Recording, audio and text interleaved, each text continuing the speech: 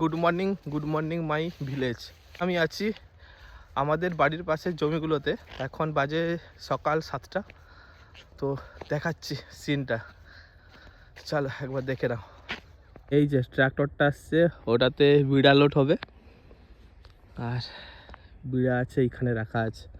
আর চারিদিকে দেখতে পাচ্ছ এখন হুদহুদে ঝাড়া হচ্ছে বলে এইরকম অবস্থা। খড় যেখানে সেখানে পড়ে আছে পাহাড়ের মতো।